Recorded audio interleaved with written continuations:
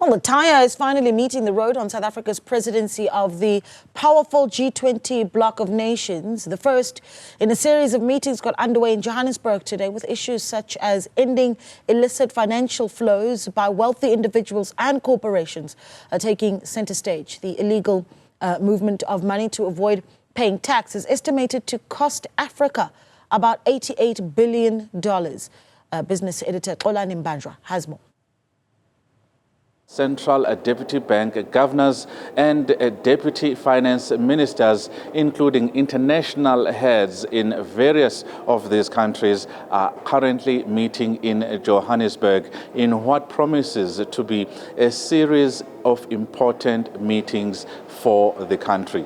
The first of these meetings, of course, taking place with the International Relations Minister, Ronald Lamola, setting the stage about what this actually means, not only for South Africa, but the African continent.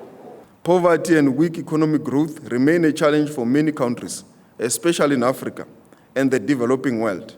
Thus, the themes of our temporary task forces focus on these matters. We will also use this G20 platform to shine the spotlight on achieving the objectives of Agenda 2063 of the African Union. Most significant is the fact that South Africa is making the agenda of the African Union center stage when it comes to these engagements.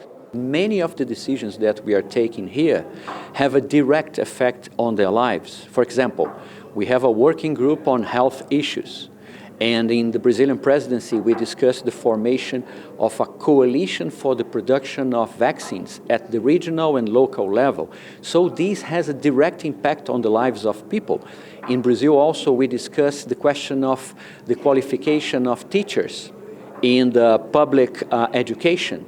So I would say to our very dear African colleagues, please, you should take all the attention, to have the attention concentrated also in G20, because we are taking decisions that are important for the lives of all of us.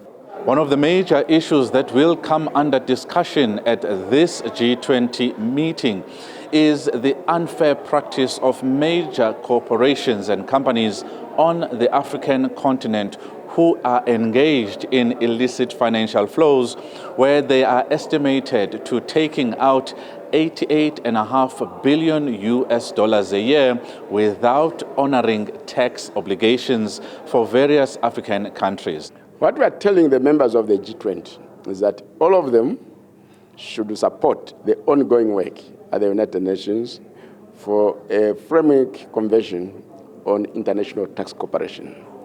And one of the protocols that we would like to see negotiated under that convention is a protocol on the elimination of illicit financial flows. So if we win that support, then we will go very, very, very far and ensure that the resources which illegally go out of the country, or out of the continent, let me say, are returned on the continent, and they are used to self-finance our socio-economic development programs. South Africa has set the tone for its engagements, setting the agenda for what is going to be some heated discussions about where the world needs to go on inclusive development and growth. For Newzroom Afrika on Channel 405, I'm Xolani Mbanjwa in Sandton, Johannesburg.